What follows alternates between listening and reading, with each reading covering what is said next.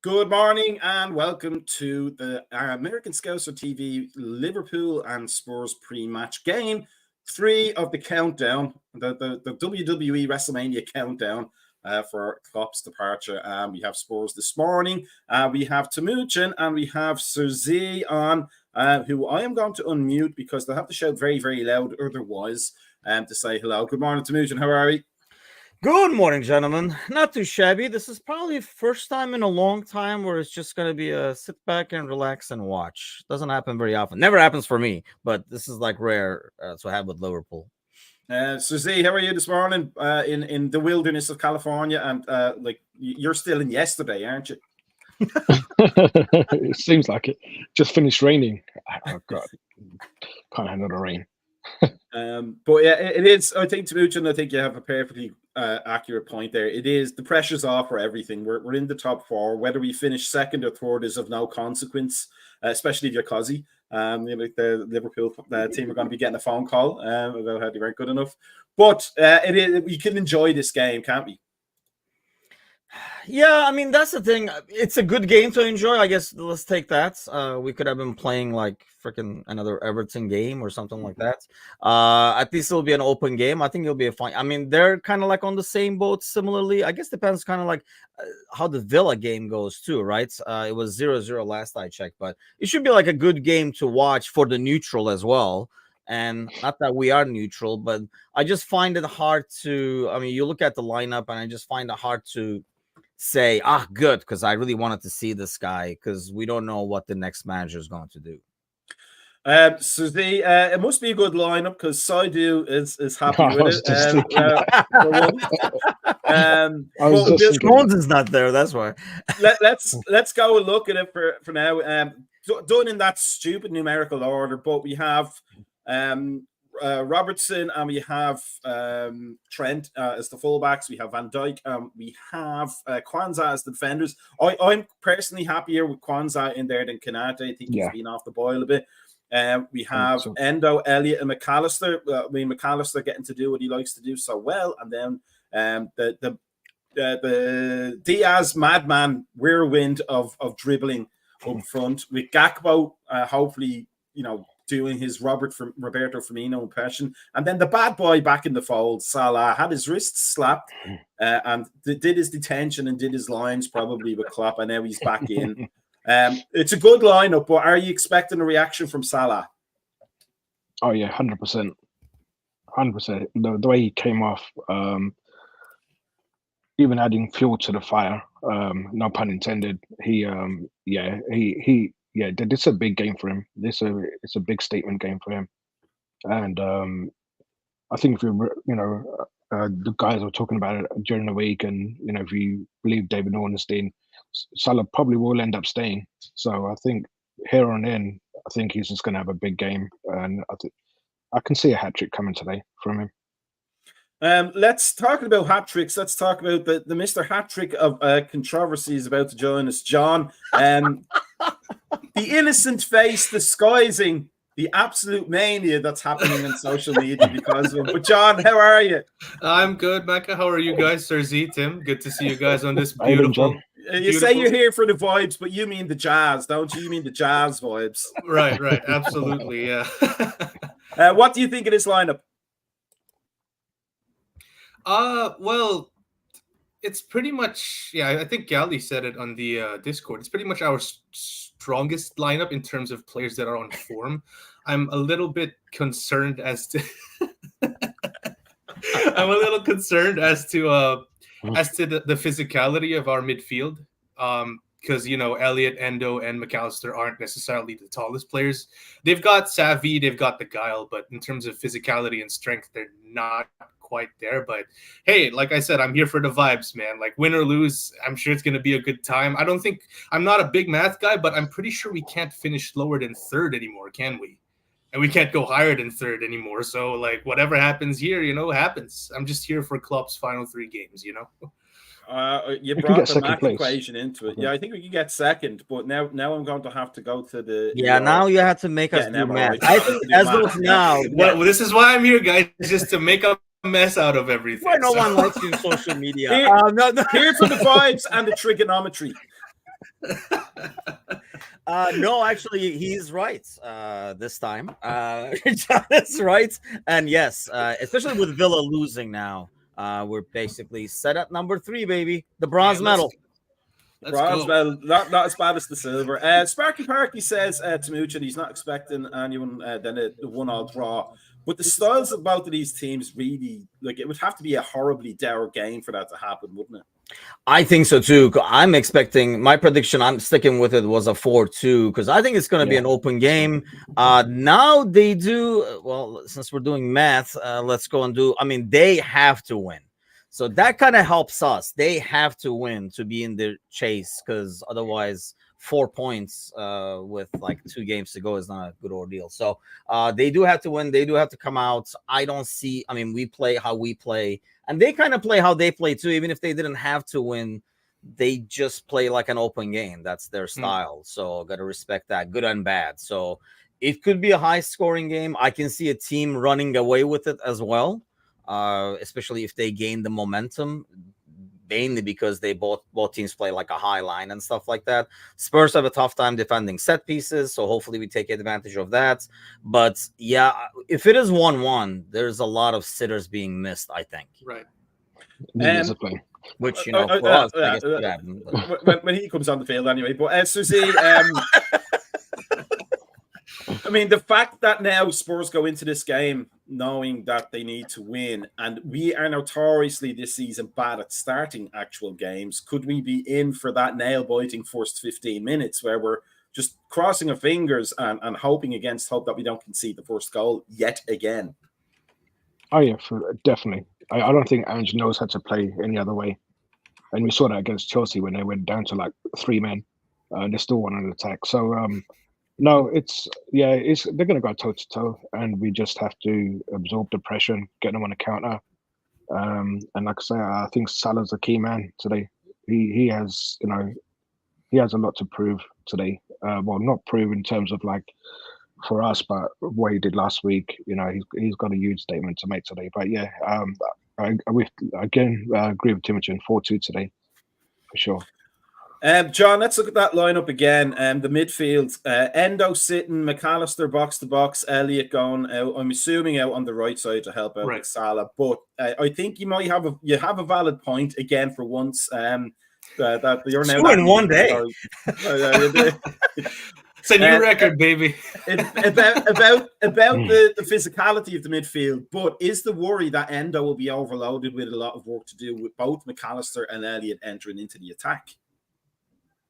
Yeah, that's also a good point. Like, Endo's looked a little bit leggy over the last few weeks, and honestly, could you blame him? I believe Tim made the point on the Monday morning show where you have these players who are used to only playing once a week, and I feel like we've essentially just taken every last bit of energy that Endo had and then just poured it onto the field. And to his credit, he tries, but at some point, like, you have to realize, this guy doesn't have it. It doesn't have the energy anymore, so you got to put him in.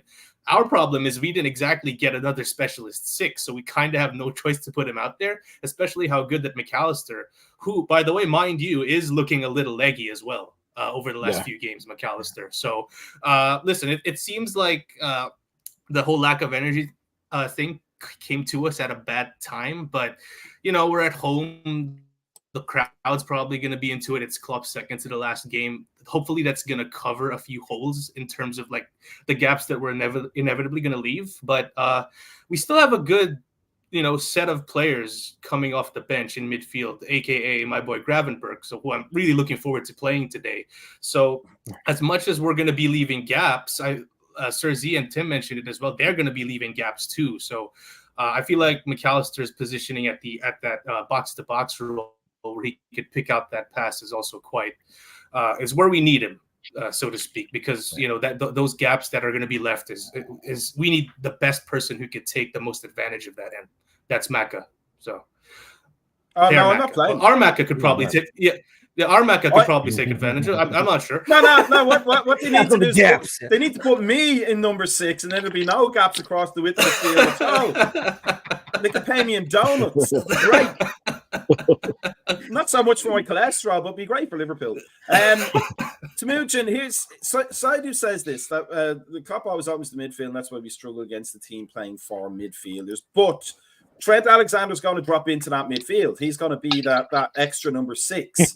I don't believe Spurs are going to play 4 in the middle. They're going to play 3. It's almost essentially going to be man for man.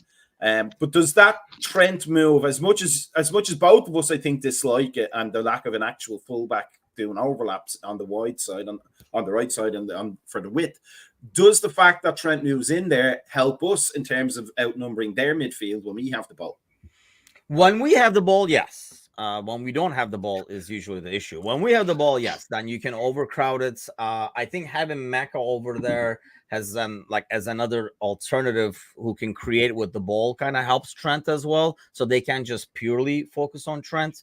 But that's the only reason when Maka plays 6, I kind of like that, to have him out there with like Trent. But I worry about when they have the ball, because now you have Elliott, half a Trent, and then, Mo on that wing defending. So that's my bigger concern more than like going forward. But I know what Saido is saying in some ways, but I really think part of that is because of our pressing style. So there is like that huge gap. If the press up top is not effective, it makes midfield look a lot worse than I think it really is sometimes. And that really depends on, I really think with Gakpo up there, we will do better. Nunez presses, but in the sense that he goes at people full speed and, scores with his balls, like, against like blocking a ball or something like that. But he's not a smart presser in terms of like when we do the team press, he's sometimes taking a bad angle or he's chasing the wrong person or something like that. I feel like with Gakpo, the press up top will be better, and that should kind of help midfield regardless. So I was going to mention Gakpo. In terms of the depth in midfield, he does have to do a good job of dropping back into it, maybe a lot better than Nunez does. Could we see potentially Diaz and Salah almost becoming wide forwards with Gakpo making that false 9 kind of run? Or are we going to look at Gakpo as the kind of, what the hell are you doing here, mate? Or Klopp, why aren't you playing him on the left? Because he said he's better there. Yeah, I think what you just said. Gakpo, he looks. Don't go with what I just said. No, never do that. That's a recipe for disaster. Once what you just said, I'll take a dozen donuts.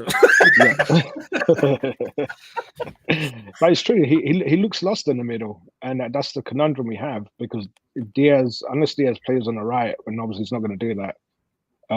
I even think Nunez plays better on the left. He played better on the left when he played for Benfica, and that's the issue we have with Gakpo. We're not using him to his strengths, but we just have to make do. Hopefully, he does have a good game, but he's hit or miss in the middle for me. Let's look at the Spurs lineup, John. Is there anything there that makes you worry at all? In terms of their team tactics, a team that's as aggressive as us on our best day is always something to worry about, because they will pounce on mistakes. Right. And if we make them, we're in trouble. But individually, are their best, apart from Son, maybe, Maddison's on the bench, and he has a good partnership with Son. But until that happens, is there anybody there that makes you go, you know what, we need to really look out for that player?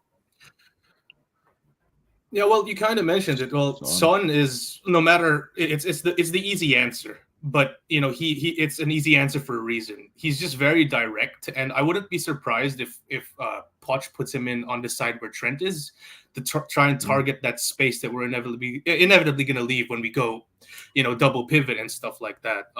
It's great that he's not starting with Maddison, because it's like a double whammy, or you got the guy who could pick out the pass, and then you got the guy who could make the run and finish the whole damn thing.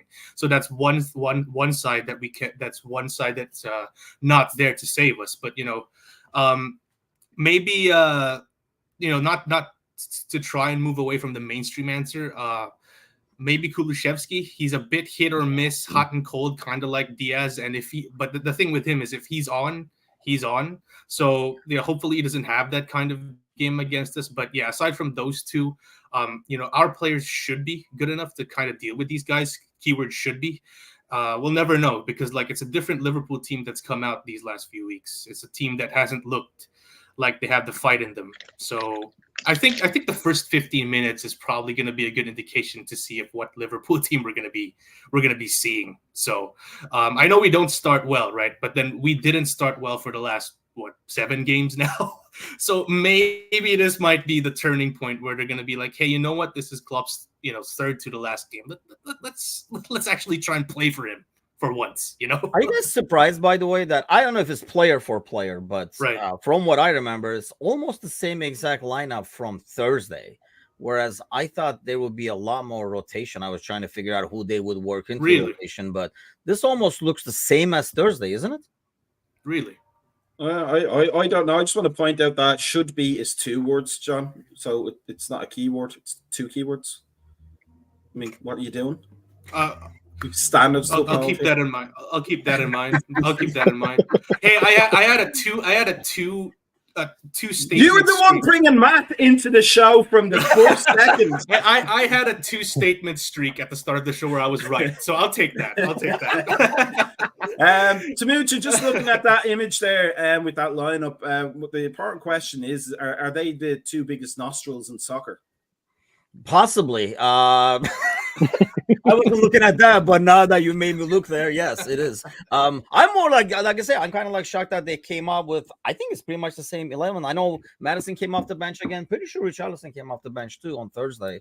So I'm more than I think. Kind of opposite to what John is saying, I think we have the edge as the game keeps going because, well, I mean, they should be getting tired, right? Because they just played 3 days ago and they played a really challenging game 3 days ago too. So I think kind of the edges on us, but let me ask you guys this actually, because 3 months ago, I was saying something on the Monday podcast. I would have looked at this game and I would have said, oh, I wasn't as worried about this one compared to the Villa game or something like that if we were about to lose points in the title race, because I felt this would be kind of a semi-revenge game kind of a thing from the first game. Do you guys think there's even any of that, an ounce of that's left behind, or just because of how miserable the last couple of weeks has been, that's kind of totally forgotten now? I think it's probably depends on how Klopp framed the whole thing. If Sparky Parky says he believes that Klopp has lost the dressing room, not in the sense of militating against them, I'm sure, but more in the sense that you're gone in 3 games. We don't have to listen to you anymore. There's a new guy coming in. I mean, look at West Ham. Yeah. So I would imagine that how Klopp frames it is probably going to dictate how that previous game is viewed. If it's just, go out there and enjoy the games, 3 more games with me. We've had a good time together. We've won a trophy this season. We're in where we want to be. So just go out and have a laugh. Then the players will probably do that. But I don't see any psychological value in saying, remember that game we played early in the season. I don't see where, we're not competing for anything at this point. Yeah. So I don't see where the motivation would come, but that's just me. Yeah, I'm with Maka because, if you guys couldn't get up and put in 100% when we still had an outside chance for the title, there's no way you guys are going to put 1,000,000% into this game just for the promise of, we can get revenge against these guys who screwed us over, almost 6 months ago. So, yeah, it's a massive no for me. I'm just hoping that they kind of feel sorry for themselves over the last few games and go hey, wait a minute. This guy gave us his everything. How about we do the same? Right? So, I mean, I guess lack of pressure helps, right? Sorry, Cersei, go ahead. Well, Villa just lost today, so there's more impetus on Spurs having to win today. But yeah, no, I think these players, some of them are going to be playing for the pride and to want to stay at Liverpool. I mean, none of them really want to leave. Well, where else are they going to go? If you take Virgil and Salah out of the picture, anywhere else, or it's taking a step back, So I think these players are just going to play for pride, and like I said, now there's nothing on the line now. They can just go out and enjoy themselves. There's no pressure, and I think we've shown under pressure we don't do well.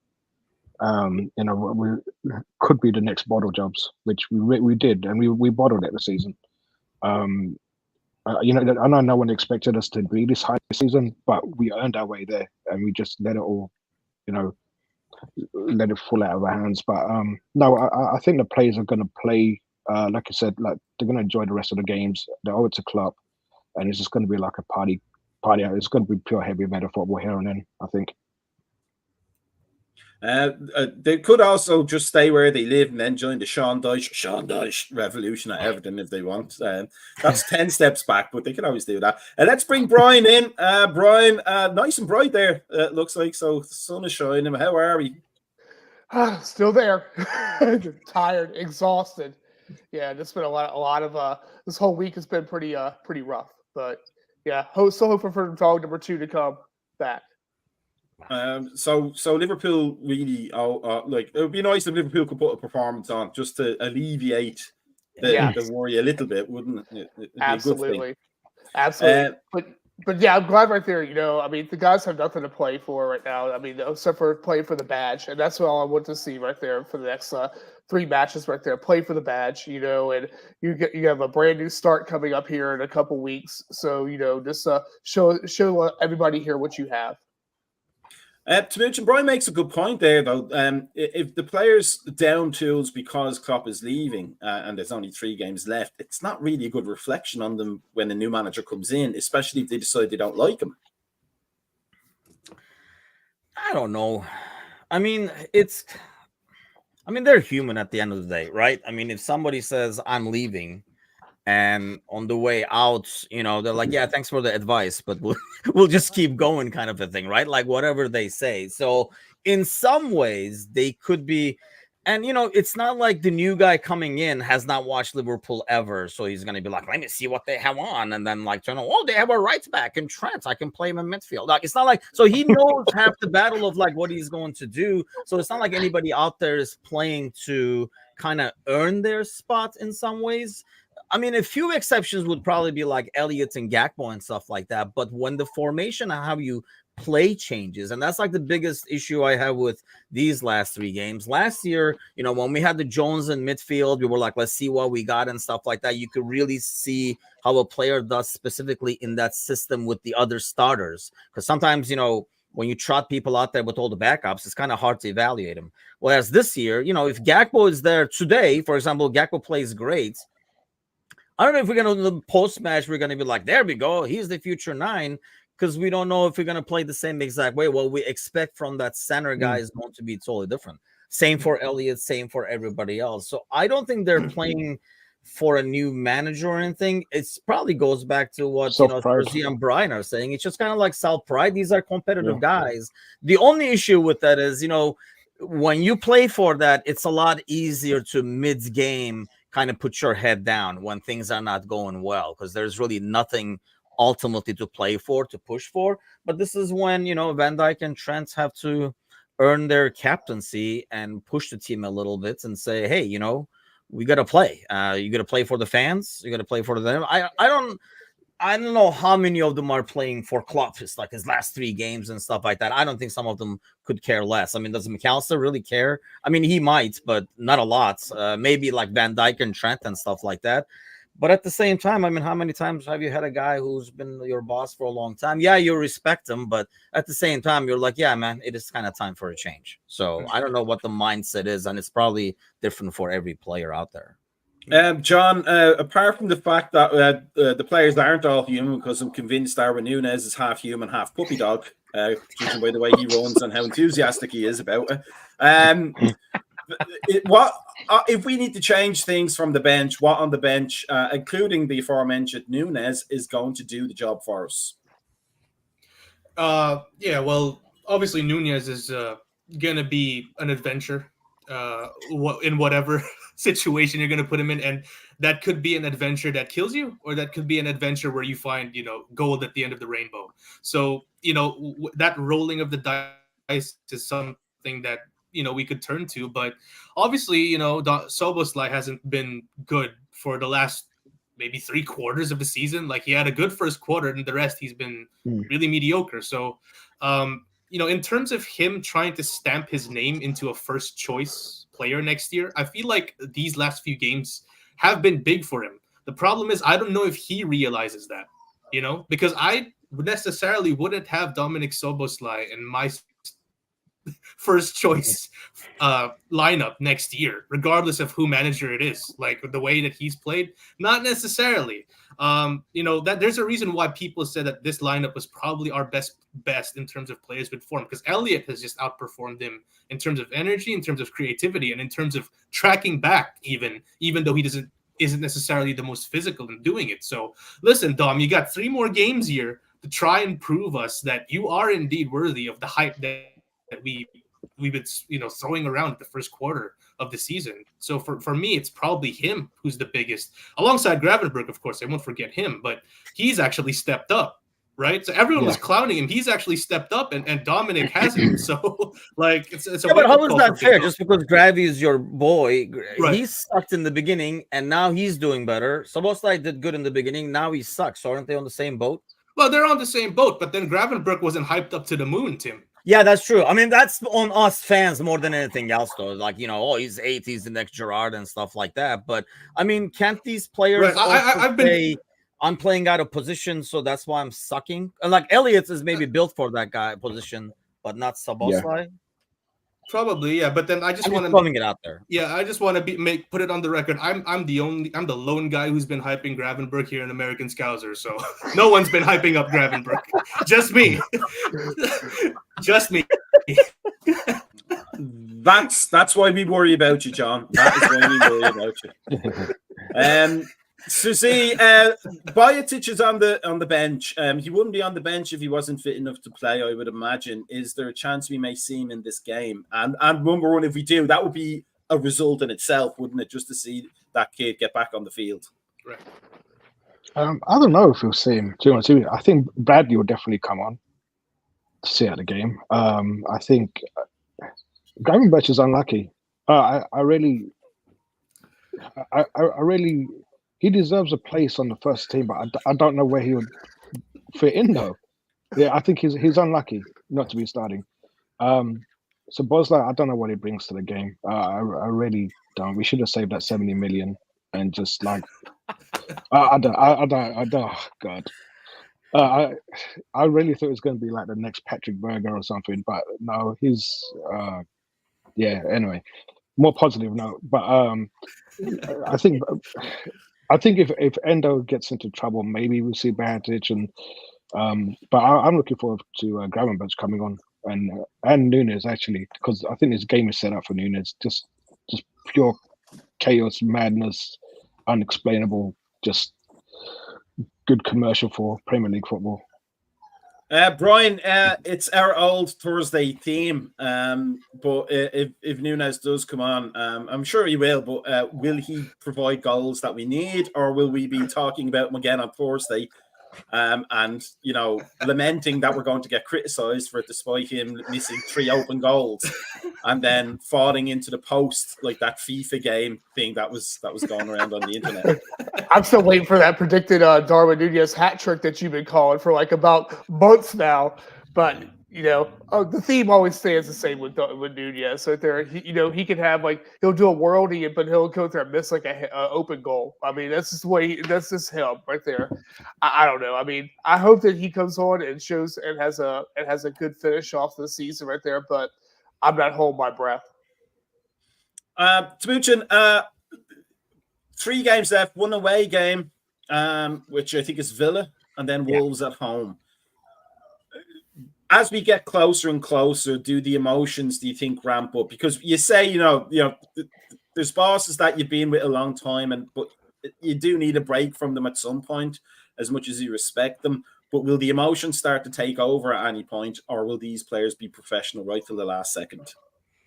Yeah, I mean, I think maybe the last game more than anything else. I don't think like this game or away, because they know this is not the last game at home, right? So you automatically don't have that. And I don't know how much the players get into it.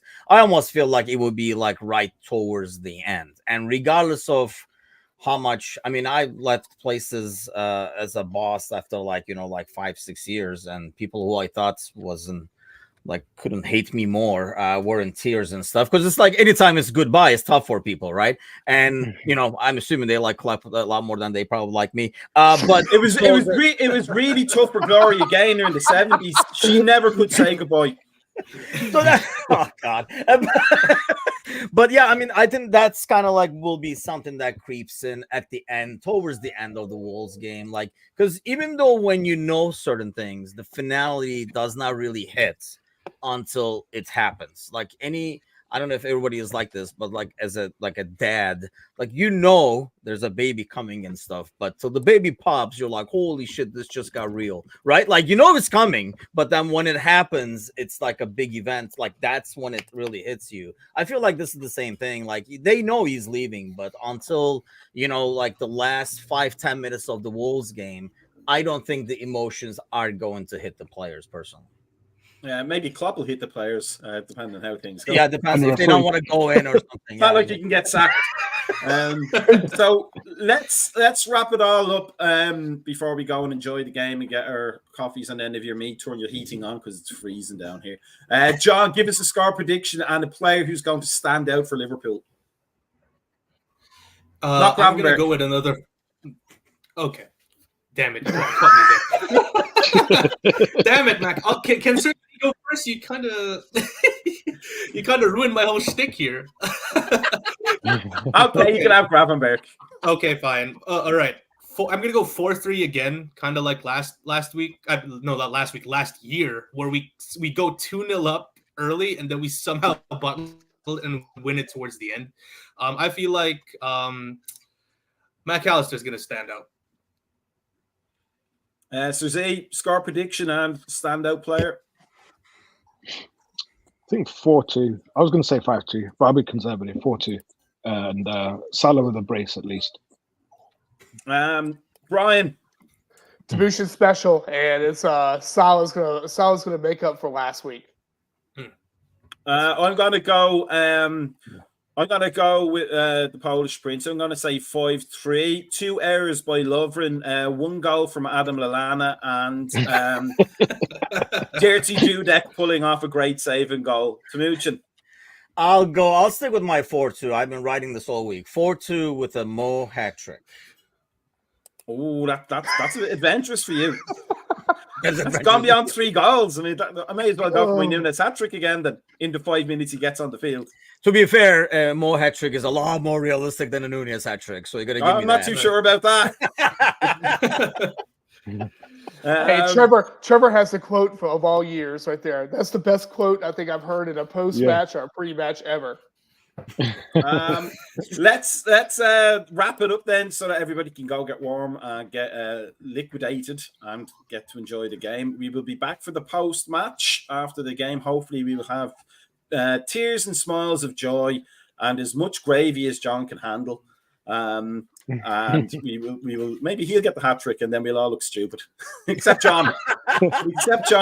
Although to be fair, given his math prowess at the start of the game, he'll probably think he scored 4. But we will be back after this. Enjoy the game. It's going to be fantastic. It's a Sunday morning, so why not end with what we want to end with? If you're in the Discord channel, make sure you're on that and on those commentaries, because they are some of the best conversations we've ever had regarding the matches, especially with John.